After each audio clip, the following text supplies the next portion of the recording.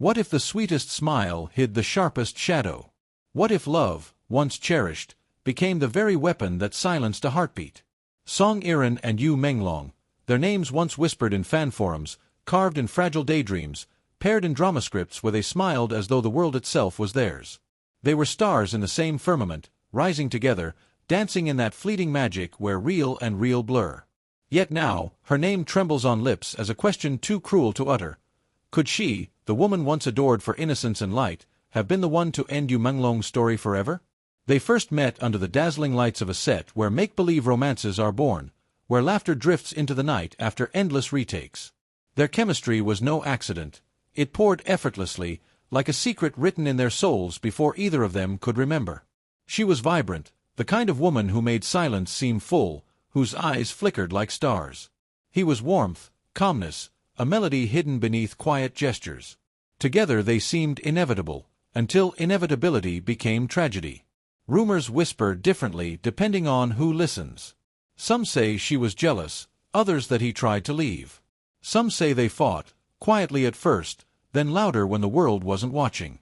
But who can claim to know what truly lies behind the velvet curtain of celebrity lives? The public sees red carpets, soft interviews, and hand-picked smiles. They do not see the cracks in the walls of private apartments, nor hear the silence of nights where trust dies without sound. The problem began not with the night of his death, but far earlier, when careers tangled and affections frayed. Yu Menglong was adored, his fanbase a tidal wave of devotion that drowned all doubt. He was a rising actor who seemed untouchable. Song Yiren, too, carried light, yet shadows grew around her. There were whispers of arguments on set, of tears that clung to her mascara between takes, of messages exchanged that were sharper than knives. But gossip is wind, it carries truth only in fragments, distorting as it drifts. What cannot be denied is this: when Yu Menglong's body was found, lifeless, the news shattered an entire nation. Shock carved itself across the internet. Millions of fans wept, demanded answers, searched desperately for meaning in a tragedy that felt impossible. Police reports said cardiac arrest, but the wounds of speculation deepened when someone claimed there were bruises, strange marks, inconsistencies in the timeline. And then, like a storm ripping through calm waters, her name surfaced. Song Yiren. Not as the grieving friend. Not as the devastated colleague. But as a suspect. The air thickened with disbelief. How could it be? She, the actress who played kindness so well it felt indistinguishable from reality, now painted in hues of suspicion? Cameras trailed her like predators. Reporters waited outside her home. Every smile she had ever worn on screen was replayed and dissected. Was it genuine?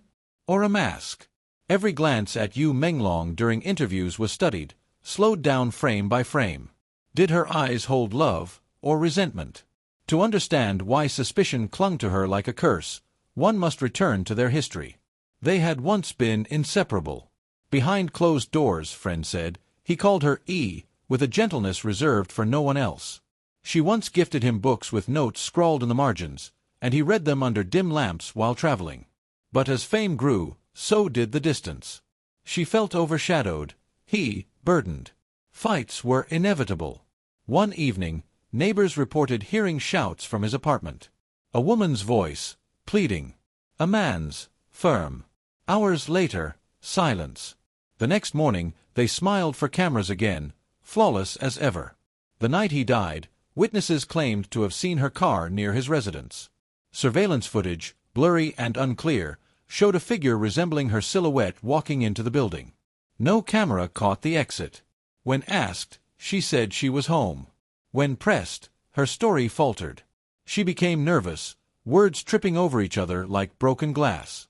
To the public, this was enough. To the law, it was only suspicion. Yet suspicion is poison. Once planted, it grows wildly, consuming everything in its path. The climax arrived when police revealed one piece of evidence, a glass found shattered beside him, fingerprints etched on its edges. Her fingerprints. Fans gasped, the internet burned with accusations. Some screamed betrayal, others defended her with desperate faith. The story spiraled into chaos, each headline bloodier than the last. Song Yiren cried in court, her voice trembling as she said, "I loved him. I could never." But the question remained, Why had she lied about her whereabouts? Why did her story change with each telling? And why did fate seem to insist on painting her hands in the hues of guilt? Yet love complicates everything. For even in death, traces of tenderness lingered. Yu Menglong's diary, recovered by family, revealed entries that spoke of her not with bitterness, but sorrowful affection. "She drifts further from me," he wrote. "But I can't let go. Even in anger, even in silence, she is still the one." Those words pierced through the darkness of accusation. Could the world truly condemn her when his final confessions were of love, not fear? The court of public opinion is merciless. They dissected her tears, claiming they were rehearsed. They pointed at her silences, calling them admissions. They replayed her dramas, drawing parallels between fiction and reality, blurring the lines until no one could tell where Song Yiren ended and her characters began. She became a symbol of betrayal, of fallen idols, of the fragility of human trust. Yet within her, there was only one truth, whispered too softly for the crowd to hear: grief. The truth remains elusive, fragile as smoke. Was she guilty, or simply the perfect scapegoat in a tragedy too vast for anyone to comprehend? Some believe the evidence was circumstantial, twisted by desperation to pin blame. Others believe justice had found its mark, that her soft smile was always a veil for darker things. And so the story lingers in limbo, half-answered, half-mystery, suspended in the aching silence where Yu Menglong's voice once lived. What is certain is this: two lives, once entwined, are now irreparably fractured. One is gone, a star extinguished too soon. The other lives beneath the crushing weight of suspicion, her name now forever paired with his in whispers of murder, scandal, and sorrow. And the fans, oh, the fans, they mourn not only him but the illusion of innocence, the dream that their beloved stars were untouched by the cruelties of reality. The story of Song Yiren and Yu Menglong is not just about death. It is about the fragility of human connection, the danger of love turned sour, the peril of fame that magnifies every shadow. It is about how easily devotion turns into doubt, how quickly adoration burns into anger. It is about how, in the end, truth itself becomes a casualty of spectacle. So now, dear viewers, I ask you, do you believe she is guilty? Or do you believe she is the victim of circumstance, a woman caught in the crossfire of love and loss? Leave your thoughts in the comments below, because this story is not just mine to tell.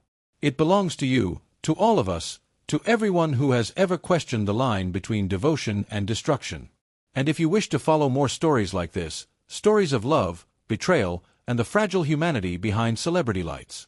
The night after Yu Menglong's death was announced, the city itself seemed quieter. Streets that once held his posters glowing in neon now looked like shrines of mourning. Fans gathered outside his residence, lighting candles, placing flowers, whispering prayers that trembled in the wind. Some carried photographs of his smile, some held handwritten letters they never had the chance to give. Their grief was raw, unfiltered, the kind that made strangers embrace one another simply because they shared the same wound. But even as grief carved itself into the faces of thousands, suspicion carved itself elsewhere. Song Yiren's name began trending alongside his, not as a grieving partner, but as a question. At first, it seemed impossible. She was the nation's darling, the girl who smiled with her whole face, the actress whose characters embodied innocence and fragile strength. But when the first blurry CCTV image leaked, a shadowed figure near his apartment, with her unmistakable walk, her posture, the narrative shifted like a tide. Investigators spoke carefully, yet the weight of their words was undeniable. She was being considered for questioning. No one needed more than that. The internet did what it always does. It became a court. Screens filled with accusations, speculations, conspiracies. Some pointed to past interviews where her laughter had seemed forced, or to events where Yu Menglong looked distant beside her. Others scrolled through old fan-captured videos, searching frame by frame for tension, for anything that could now be read as evidence of hidden resentment. But fans of Yiren fought back. They flooded comment sections with her defenses, posting clips of her wiping dust off his jacket between takes, of her listening to him intently as he spoke, of the way her gaze lingered when she thought the camera wasn't rolling. She loved him, they wrote. You can see it in her eyes. But love itself is never proof. Behind the glossy surface, a darker narrative unraveled. A close friend whispered to a reporter that the two had argued fiercely weeks before his death. They shouted, the friend said. He wanted space, she wanted answers. Another source claimed she had been seen crying outside his apartment, refusing to leave until he spoke to her. These small accounts became weapons, magnified until the world believed them to be shards of undeniable truth. As the investigation deepened, new details emerged. Yu Menglong's phone records showed missed calls from her number on the night of his death, 7, spaced out over 3 hours. His last text, unsent, still lingered in drafts, *E, not tonight. Please. That single unfinished plea echoed across news outlets, painting her as a woman desperate, perhaps dangerous. Then came the glass. That fractured piece of evidence, glinting with her fingerprints, was paraded across headlines like a final nail in the coffin of her innocence. When asked, she admitted she had been there once before, days earlier. She had touched the glass then. It's possible my prints remained, she explained, tears in her eyes.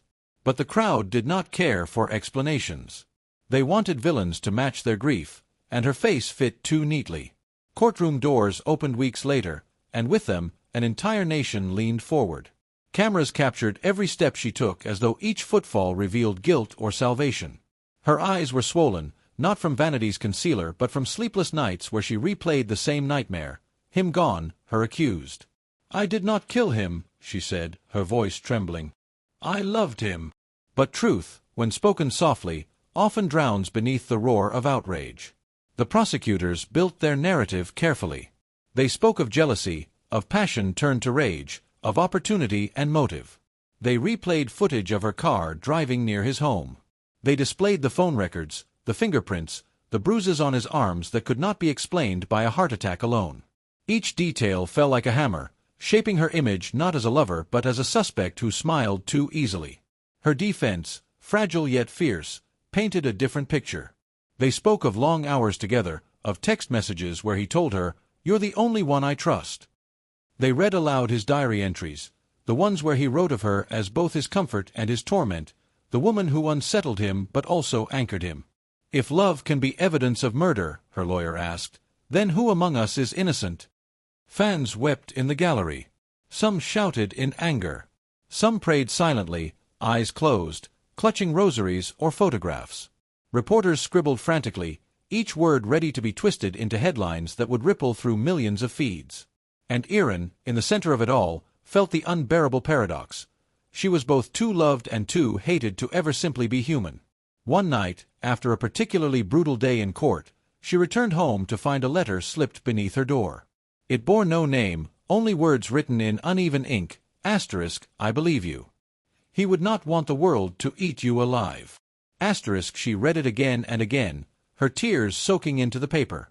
It was the first time she felt seen not as a suspect, but as a grieving woman who had lost as much as anyone.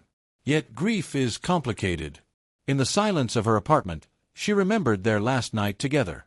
The way his voice had trembled when he told her he needed time. The way she had reached for him, desperate, her heart a storm. She remembered shouting, remembered silence, remembered leaving in anger, but she could not remember what his eyes looked like in those final minutes. That memory haunted her more than the accusations. The climax of the trial came when a new witness stepped forward, a neighbor who claimed to have heard a man's voice in the apartment after Yiren had left. The courtroom gasped. Could someone else have been there? Could the story be larger than anyone imagined? For a brief, fragile moment, the tide shifted. Maybe she was not the villain. Maybe she was simply a tragic figure caught in a labyrinth of grief and coincidence. But the prosecutor struck again, questioning the reliability of the witness, pointing to inconsistencies in his timeline. Doubt resurfaced, cruel and suffocating. The case closed not with certainty, but with ambiguity so sharp it cut deeper than truth. The judge declared insufficient evidence for conviction. She walked free, legally innocent, but never truly absolved. Outside the courtroom, cameras blinded her. Reporters shouted, fans screamed, some reaching to touch her, others hurling curses. In that chaos, she whispered to herself words no one could hear, "Forgive me, Menglong. Forgive me for surviving. And so she lives, suspended in limbo. To some, she is guilty, the silent murderer who escaped justice. To others, she is a woman broken, punished for the crime of loving too deeply. The truth, like his last breath, slipped away into silence, leaving only questions. But perhaps the most haunting truth is this. Yu Menglong's death was not the end of his story, but the beginning of hers, a story of suspicion, of love curdled into doubt, of innocence forever shadowed. And in the hearts of fans, the debate rages on. Was she the knife in the dark, or the lover left to bleed by rumor's blade?